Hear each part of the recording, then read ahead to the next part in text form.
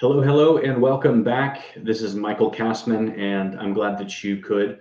If you're tuning in live, thank you for joining me for some more after hours. If you're watching this on replay, thank you so much for watching. I appreciate you as well. But today we're going to do something really, it's going to be short. No need to really drag this out.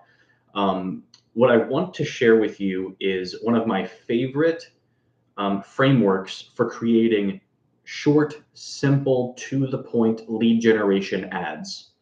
And I call this the 30-second lead generation ad because if you start from beginning to finish and you read the ad out loud, you should be able to do it in 30 seconds or less. And the point of this particular ad is just to hit all of the necessary bases to generate curiosity and interest in your target, and then give them just a peak of curiosity, just a little bit of curiosity to get them to take action and learn more about what you're saying. And so this type of ad is going to perform best with somebody who's already on the edge of some sort of a conversion, whether it's to make a purchase or to book a free call with you or to claim a lead magnet, that sort of thing.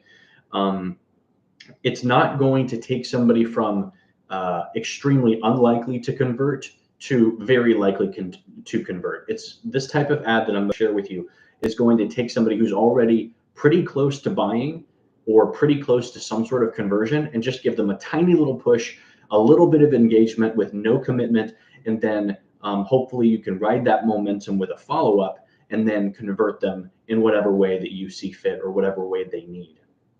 Okay, and so let's go ahead and let's talk about this. So this framework is best used in the written word. So this is great for email. That's typically how I use it. You could also use it in print advertising. That would be fine. What's another way you could use this? There was one more way that I've used this before. Maybe just a digital ad online, something like that. It's not so great face-to-face. It just doesn't translate so well. But for written mediums, this is really good, and it's pretty simple. So let me just give you some of the ideas here. This ad framework has 5 essential steps. Basically, the first step is you call out a symptom that your target market is suffering from, and the second step is what I call the diagnosis. And so after calling out a symptom of a problem or a symptom that they're suffering from, you give them a reason why they are likely suffering from it. And the more that you can give them a belief shift in this diagnosis, the more powerful this email is going to be, or this advertisement is going to be. Because if you tell them, hey, are you struggling with being overweight? And then your diagnosis is, well, that's probably because you just aren't exercising enough. Most people who are overweight know already that they're probably not exercising enough.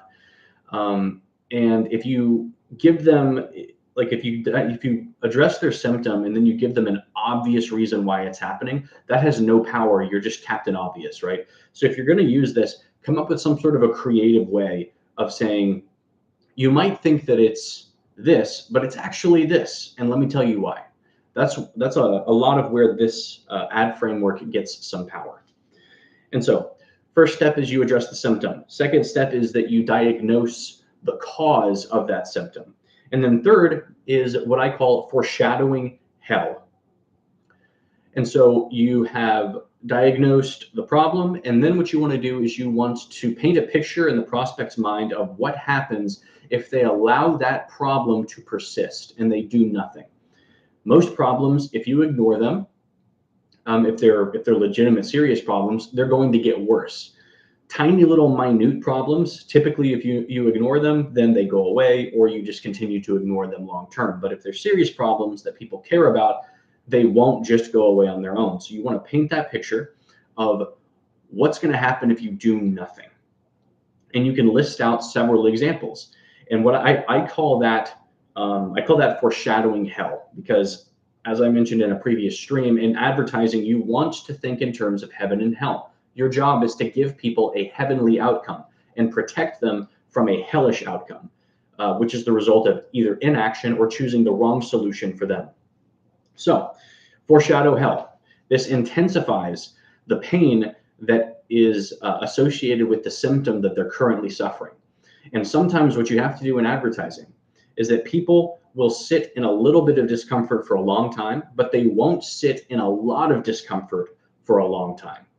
And if you are an ethical person, you would rather help someone make a change in their life before the suffering gets completely unbearable, instead of waiting until their life is a living hell. And then you're like, oh, hey, by the way, I can help you. Come on in. And then the problem is so severe that you end up charging them multiples of what you would have charged them if you had just been able to help them earlier. And so what you do is you take those future pains that they may very well experience if they do nothing, and then you bring that into the present by putting it in front of their eyes right now. Okay, and so that's what we're doing in step 3. We're foreshadowing hell. But then what you do is you completely flip the script. You then tease heaven. So you foreshadow hell and then tease heaven. And so what you're doing in step 4 is you're proposing an alternative future to the one that you just gave them. You just told them if you do nothing, X, Y, and Z will happen, and things will be much worse than they are now. But then you turn it around and say, but what if I told you that, and then you present a really amazing outcome that completely turns all of the symptoms on their head, and their life is improved, and they have all these new benefits that they would enjoy as coming along with solving their core problem. And so that's step 4, teasing heaven. And then step 5 is to ask an inquiring question. And that's how you want to end this advertisement. You don't want to have any more explanation. You want it to be a little bit of a cliffhanger, a little bit of an abrupt stop with a question that would encourage someone to respond to you. Okay, so let's see this in action. I'm going to read you a framework that I put together just for this example, and you will see this in action. So this is a sample of the 30-second lead generation ad. First name, do you suffer from X? If so, it's likely because of Y. And if Y never changes, you'll also have to deal with A, B, and C, which can lead to even worse things like E, F, and G. This is foreshadowing hell. But what if I told you that there was a way to repair Y and eliminate X and forever prevent A, B, C, D, E, and even F? If I could give you that result, would you be interested? And then you sign off right there. So if you go through that, we went through every single step. You don't have to use it exactly. You don't have to have three, what do I have here? 1, 2, 3, and then I have 3 more. So 6 ways that I flesh out what their problem might be. It doesn't have to be that complicated. It could be just 1 or 2 additional things. When you're foreshadowing hell, if Y never changes, you could also deal with A and B later down the road, and then you just move on. You move on to teasing heaven. It could be even shorter than 30 seconds. You never know. It's ultimately up to whatever your client needs to have the results that they want. And so you need to know your client or your customer. You need to know what their needs and their desires are. And then you can very easily and very quickly put together an ad like this, which has been proven to work, not just with me, but with other advertisers. Because it's based on really simple human psychology. Anybody can create an ad like this if you know your customer. And it's as simple as that. So if you're interested in giving this a shot, if you're interested in trying out the 30-second lead generation ad, I'd like to help you if I can. So what I'm willing to do is if you write up an advertisement, much like in the framework that I've described here. Let me show it to you. Very simple.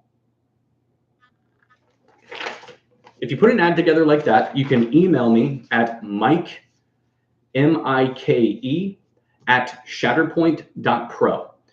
Mike at shatterpoint.pro. You can email me the ad that you put together, and I'd be more than happy to give you a few lines of feedback and let you know what I think. But that is going to be a wrap for tonight. Pretty short one, but I put this together today and figured that I would share it with you. So thank you so much for tuning in. And if you're watching this on the recording, I really hope that you find this valuable. And have a great evening. I will talk to you soon.